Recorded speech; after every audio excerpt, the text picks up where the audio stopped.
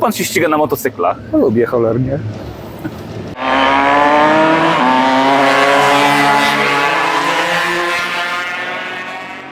Rokrocznie w Brannej, w niewielkim górskim miasteczku w Czechach, odbywają się wyścigi motocykli zabytkowych Kolštejnský okruh.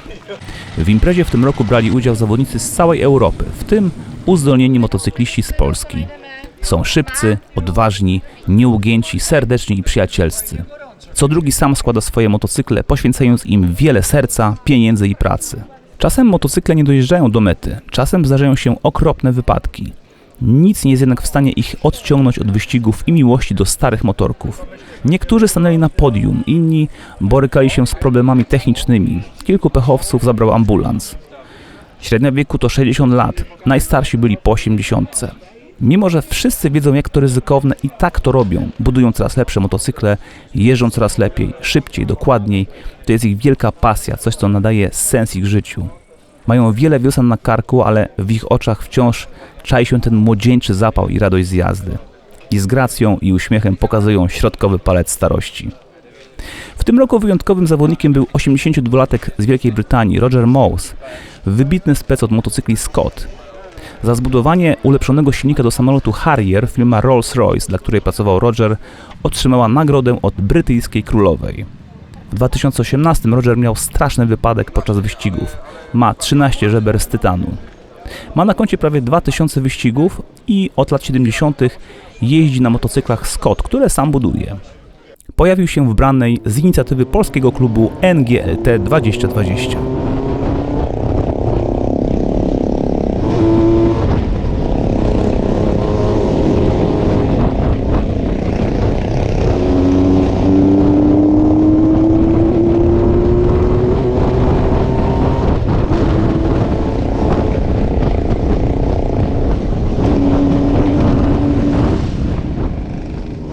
Okay guys, this is Roger Mossem, English rider, artist, mechanic and great specialist like Scott flying Squirell motorcycles.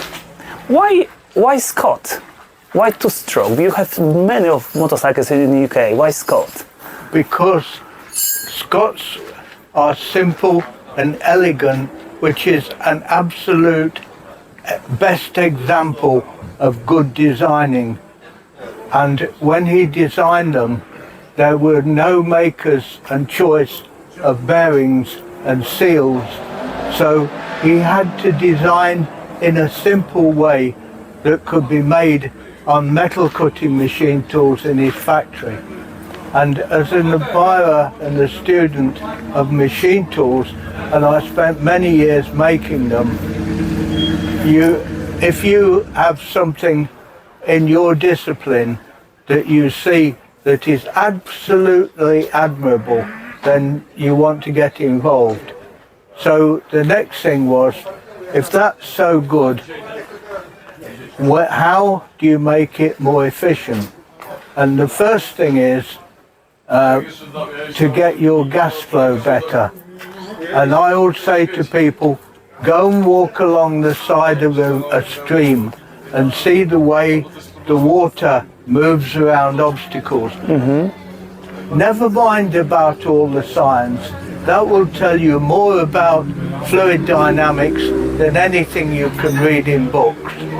And so imagine you're on an old stone bridge with piers. Look over and see how the water parts around an obstruction. That's exactly what's happening in your engine. Roger, sit down and I start you.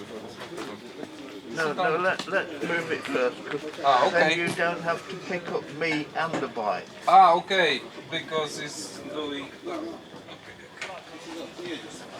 Nie, wiesz, ja umarali tam na pralunę, zaczął jechać i pływa to zadekowało pole. Weź Zoran. Ja nie wiem, czy ja, wiesz, nie rzuciłem pierwszy bieg, no myślę trzecie tutaj odwrotnie. Albo na hamulec, na silnik, które tu konsekwencje. Help him.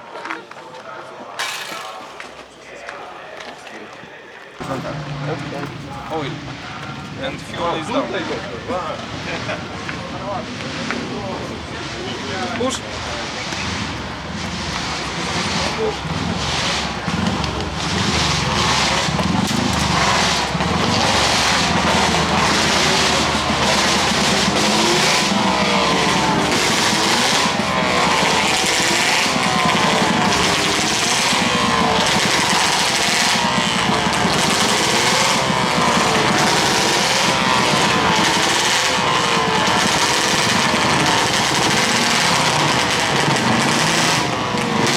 So we start off with quite a good engine at 17 brake horsepower, and by applying good thoughts and practice, you can then make the horsepower up to about 30 brake horsepower.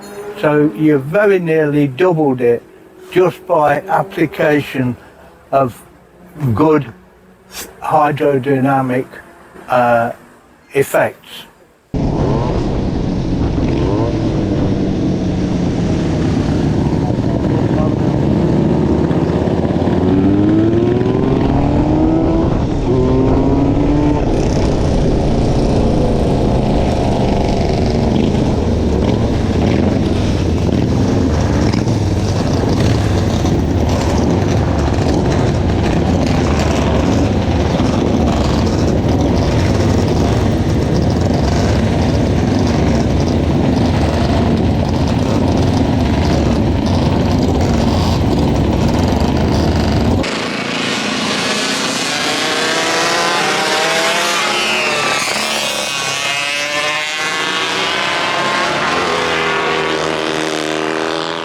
You're talking as well about exhaust pipe, right? Inlet. Your exhaust is coming out of the engine at about, I'm sorry to quote English, 400 pounds per square inch. Very strong. It's only going in at atmospheric, which is 14.9. If you turn your compressor down to 15 pounds per square inch, and with a blowgun blow it on your hands, it's that's all. There's very little taking it in. So you've got to make the inside as easy for it as possible. So, yeah, that's it. Pay attention to the inlet, and then you can start later. You can get more horsepower by putting a pipe on. What is the maximum horsepower you ever achieved from Scott engine? 50. 50 horsepower. Yeah. That's impressive. And initially was 17, and he did 50. Which is nominally the same as a Manx Norton. Right. And nobody would normally expect a Scott to produce that sort of power. But the crankshafts were never strong enough, and they tended to break. So I had to make crankshafts out of the best steel I can get from America, who were making it specially for NASA and McDonnell Douglas. Sounds impressive. So Roger is the only guy who is creating and producing the spare parts for Scott. Am I right? Yes. Yes. All this engine was made by me, everything. Even the crankcase, the barrels, the heads. Pistons. Pistons, yes, I'm the only person in the world who's got the dies for making pistons. So I've tried to keep this legend going in the future, and without pistons it could never do that. So I've got the dies, and with that not only me but other people can make pistons because they have the shape. It's before the German Schnell. The Schnell in about 1926 produces a peak. It's like a pile of sand that they have just pushed together. It's the same pile of sand, but it comes bigger there, but not through all the rev range. Whereas this ancient design has a very flat torque curve, which is very convenient for riding because you can ride through different bends like here and rising and falls, and it's got enough spread of torque to capable of handling them all at one gear setting. And you don't have to switch gears just all the time, right? In Yes. this case. Yes. How about your students? Do you have them? I mean, what about your students? I don't have students. I had one Japanese man who came and please could I teach him? And he came with his idea of the theatre of British mechanics. So he got the traditional overalls, the brown boots, the cap. It was like something from a film. And he was absolutely meticulous, but unfortunately it took him 4 times longer to do each job than me, and I couldn't afford to pay him. And after a while we had to say, I hope you enjoyed your time here, but it is not economic. I have to make a living. I have to put bread on the table. And so I wish you well. Have a good life. So I wish you to have great students who would be as fast as you in the future, and have a nice ride tomorrow, because Roger is going to ride with this machine tomorrow, and he took part in 1500 rallies, races from the 70s. Am I right? Yes. I've been racing 53 years, and of course I'm 82, but I intend to race till I'm 100, at least. Okay, thank you and good luck. Thank you. Thank you. I wish you well. Thank you for your interest.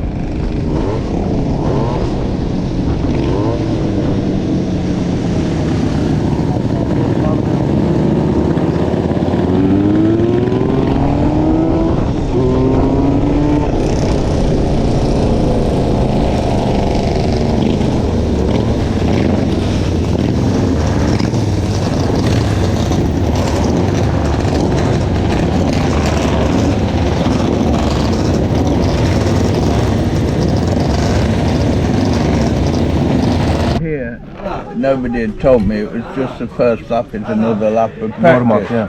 Warm up. Warm up. Well, I'm not used to that. Yeah. They didn't tell him this. Yes, yes. And so when we came back, did you see the first start? Yes. It was quick, wasn't it? It's really quick. Yeah. And when we went again, of course I was further back, and but the bike was going very well, and I'd got this body camera on, and you peel off, the brakes were good, you peel off, climbing hard in first.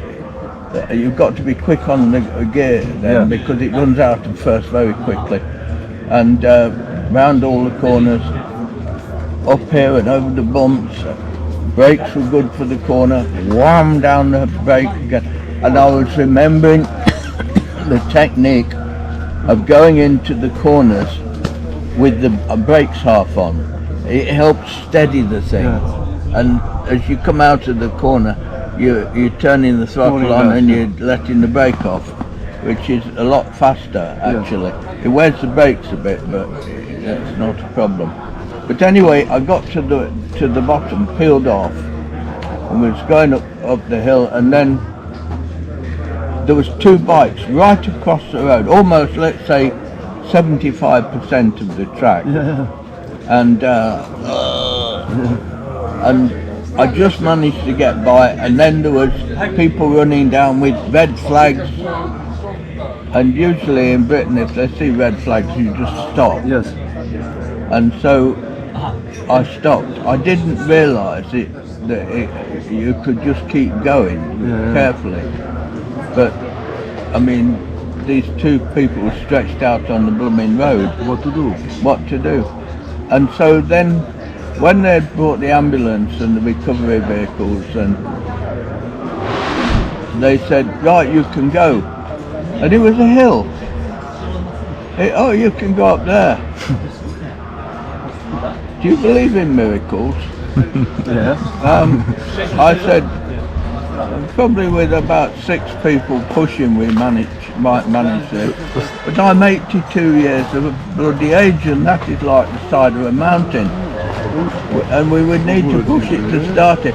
Can I go downhill, start it, and then come back? No, no. This is almost German. Verwarten, verwarten. When it's red flag, you must slowly go to pit lane. And go to pit lane, and after will be restart. Yes? Sit and go slowly, slowly. I cannot start it No. uphill. Why? Because I'm 82 years of old age and I cannot push it uphill.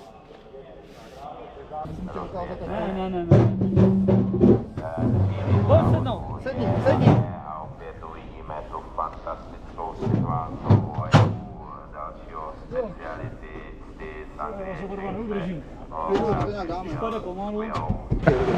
Okay, so all I could do is lean it against a tree, and then finally they come round with the recovery vehicle.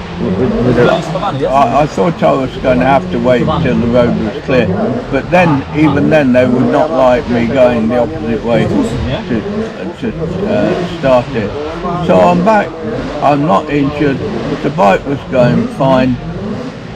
The man who gave me the body camera will have some excellent footage, because there was some very good acceleration. It will show people what a Scott will do, and over the bumps and the braking and the corners, but then the drama of we caught on the camera of these two people.